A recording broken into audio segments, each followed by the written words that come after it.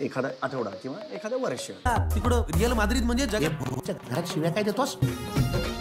जेवणाची व्यवस्था आई बघायची, आता केळ्याची सोय झाली. प्राजक्ता माईला आपण हास्यचित्रामध्ये बघतोच, पण तिचे काही असे चित्रपट आहेत ना जे आपण पाहिले पण नसतील, म्हणजे पाहिले असतील आपल्याला पण काही इन्फॉर्मेशन पण नसेल आपल्याला, आपण ते चित्रपटाने इग्नोर पण केले असतील. कारण टॉप 5 पिक्चर बघणार प्राजक्ता माईचे नक्की तिने कुठले कुठले पिक्चर मध्ये कामं केलेत आणि ते पिक्चर चांगले आहेत ते मी तुम्हाला रेकमेंड करेन. ते ओटीटी वरती पण अवेलेबल आहेत ते.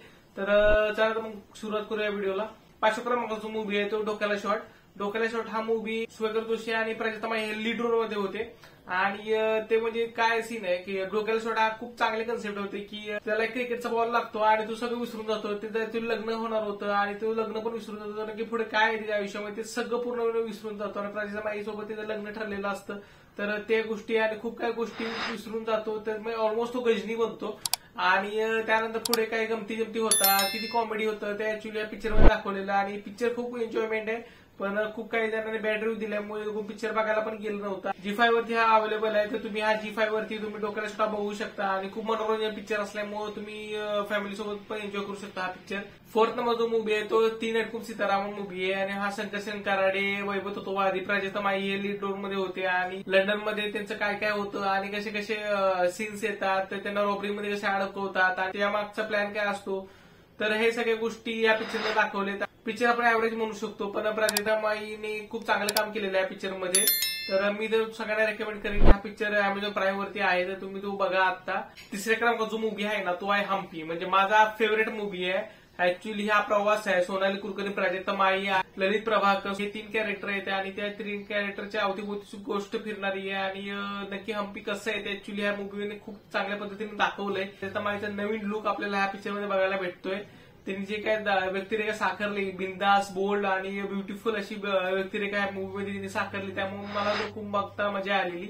आणि खूप काही चांगले डायलॉग्स पण ह्या मूवीमध्ये आहेत, ते आपल्याला रिलेटेबल करतात. तर मी तर म्हणेन की हा अमेझॉन प्राईम वरती हा मूवी हम्पी आहे, तर तुम्ही तो मूवी अमेझॉन प्राईम वरती बघू शकता. आणि खूप सारे पिक्चर आहेत अमेझॉन प्राईम वरती आहेत. 2ऱ्या क्रमांकाचा मूवी आहे प्राजक्ता माईचा खो-खो, म्हणजे त्यांनी ऍक्च्युली पिक्चरमध्ये प्रदान केलेलं खो-खो. भरत जाधव आणि केदार शिंदेचं कॉम्बिनेशन होतं आणि खो-खोने ते मेन कास्ट प्राजक्ता माई हिरोईन होती, म्हणजे सिद्धार्थ जाधव पण होता त्यामध्ये. तर खूप मोठी स्टारकास्ट होती या पिक्चरमध्ये.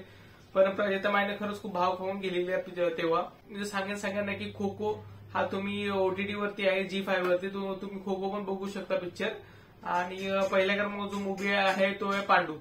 पांडू मी पहिल्या क्रमांकावर ठेवायचं कारण की आहे ना की पांडू मध्ये आहे ना प्राजक्ता माईने खूप चांगली निगेटिव्ह व्यक्तिरेखा साकारली. निगेटिव्ह व्यक्तिरेखा खूप खरे, कारण शेवटपर्यंत आपल्याला समजत त्या पांडूमध्ये नक्की कोण विलन असेल, पण जेव्हा ती प्राजक्ता माईचं जो रूप जो बाहेर येतं तेव्हा आपल्याला सगळ्यांना समजतं. आणि पांडू ऑब्व्हियसली भाऊ कदम आणि कुशल पद्धतीसाठी आपण ओळखतो, सोनाली कुलकर्णीसाठी ओळखतो आपण पिक्चर. पण प्राजक्ता माईचे जास्त करून नाव होत नाहीये, पण व्यक्तिरेखा खूप चांगली साकारलेली आणि तिला आवडून भेटले बेस्ट खलनायकीचं. त्यांना सांगेन की प्राजक्ता माईने खूप चांगले पिक्चर केलेत, हे पिक्चर मी टॉप 5 केलेत. तर तुम्ही हे G5 वरती ऍक्च्युली हा अवेलेबल आहे पांडू, तर तुम्ही तो G5 वरती पण एन्जॉय करू शकता. तुम्ही जर तुम्हाला अजून काय पार्ट पाहिजे असेल तुम्ही चॅनल लाईक करा, शेअर करा, सबस्क्राईब करा. भेटू आपण एका नवीन व्हिडिओ मध्ये. बाय.